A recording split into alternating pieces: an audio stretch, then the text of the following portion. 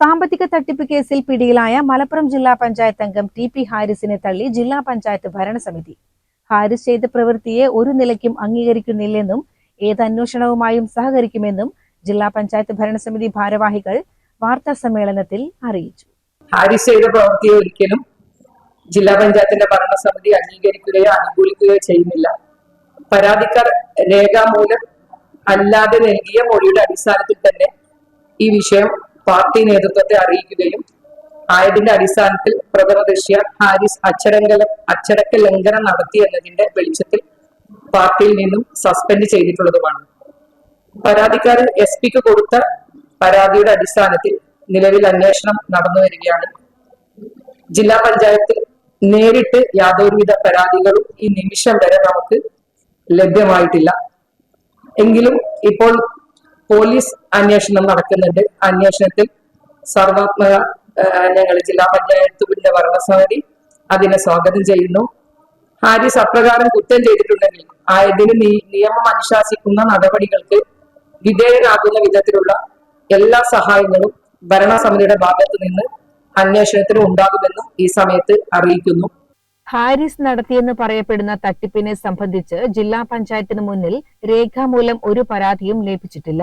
ജില്ലാ പഞ്ചായത്തിന്റെ പദ്ധതികളെല്ലാം ടെൻഡർ, പ്രോജക്ട് മാനേജ്മെന്റ് കൺസൾട്ടൻസി, ഗുണഭോക്തൃ കമ്മിറ്റി എന്നിവ വഴിയാണ് നടന്നുവരുന്നത്. ഇതിൽ ഒരു തരത്തിലും തട്ടിപ്പിന് സാഹചര്യമില്ല. പിന്നെ എങ്ങനെയാണ് ജില്ലാ പഞ്ചായത്ത് ഇക്കാര്യത്തിൽ പ്രതിസ്ഥാനത്ത് വരികയെന്നും ഭാരവാഹികൾ ചൂണ്ടിക്കാട്ടി. വിഷയത്തിൽ ആരോപണം ഉയർന്ന ഘട്ടത്തിൽ തന്നെ സെക്രട്ടറിയുടെ നേതൃത്വത്തിൽ സംയുക്ത സമിതിയുണ്ടാക്കി അന്വേഷണം നടത്തിയിരുന്നു. എന്നാൽ ക്രമക്കേട് കണ്ടെത്താനായില്ലെന്നും ഭരണസമിതി വിവരിച്ചു. ഹാരിസിന്റെ തട്ടിപ്പിന്റെ ഭാഗമാണെന്ന് അറിഞ്ഞതോടെ പാർട്ടി അദ്ദേഹത്തെ നേതൃസ്ഥാനങ്ങളിൽ നിന്ന് പുറത്താക്കിയിരുന്നെന്നും ജില്ലാ പഞ്ചായത്ത് അംഗത്വം രാജിവെക്കണോ വേണ്ടയോ എന്ന കാര്യത്തിൽ അന്തിമ തീരുമാനമെടുക്കേണ്ടത് ഹാരിസ് ആണെന്നും ഭരണസമിതി വിവരിച്ചു. ജില്ലാ പഞ്ചായത്തിന്റെ മുഴുവൻ പദ്ധതികളും ഒന്നും അക്രഡിറ്റഡ് ഏജൻസികൾക്ക് കൊടുക്കുന്നില്ല. ഈ ഒരു ഉദാഹരണം പറയാം. ലിഫ്റ്റ് പോലെയുള്ള പദ്ധതികൾ ജില്ലാ പഞ്ചായത്തിന്റെ എഞ്ചിനീയറിംഗ് വിഭാഗം തന്നെ പറയാറുണ്ട് അത് അക്രഡിറ്റഡ് ഏജൻസികൾക്ക് കൊടുക്കണം.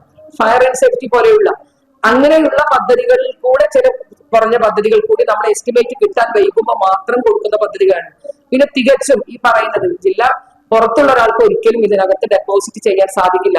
പക്ഷെ നിങ്ങൾ പറഞ്ഞു ഹാരിസ് എന്ന് പറയുന്ന ആ മെമ്പർ ജനങ്ങളെ തെറ്റിദ്ധരിപ്പിച്ച് അത് ഞങ്ങളും കേട്ട ഉടനെ എന്റെ മുന്നിൽ ഇത് കേൾക്കുന്നത് ജൂൺ 16-നാണ്. ഞാൻ എന്റെ ക്യാബിനിൽ നിന്ന് ഇറങ്ങി പുറത്തേക്ക് നിലമ്പൂർ ഇലക്ഷനിൽ ഞങ്ങൾ പങ്കെടുക്കാൻ പോകുമ്പോഴാണ് എന്റെ മുന്നിൽ ഈ പരാതിക്കാർ രണ്ടുപേർ, അവരുടെ പേര് പോലും അപ്പൊ ചോദിച്ചിട്ടില്ല, അവര് പറഞ്ഞത് ഹാരിസ് ഞങ്ങളുടെ അടുത്തുനിന്ന് പദ്ധതിയുടെ പേര്, ആ പദ്ധതിയുടെ പൈസ എല്ലാം കിട്ടിയത്. ഞാൻ ഹാരിസ് ജില്ലാ പഞ്ചായത്തിന്റെ ഒരു മെമ്പർക്കും 32 മെമ്പർമാർക്ക് എന്ത് ചെയ്യാൻ എടുക്കാൻ പറ്റില്ല, വർക്ക് എടുക്കാൻ പറ്റില്ല. പിന്നെ എന്ത് പറഞ്ഞിട്ടാണ് നിങ്ങളെ പറ്റിച്ചത് എന്ന് ചോദിച്ചപ്പോ ജില്ലാ പഞ്ചായത്തിന്റെ പദ്ധതി രേഖ കാണിച്ചു തന്നു. ഞാൻ ചോദിച്ചു നിങ്ങൾ ഇവിടെ പൈസ കൊടുത്തു ഹാരിസിന്റെ അടുത്ത് പറയുമ്പോ ഈ റൂമിനകത്ത് ഇത് എന്റെ പേര് എഴുതിയ റൂമാണ്, ഈ റൂമിനകത്ത് ഞാൻ ഇരിക്കുന്നുണ്ടല്ലോ, ഇങ്ങനെ ഒരു പദ്ധതി ജില്ലാ പഞ്ചായത്തിലുണ്ടോ?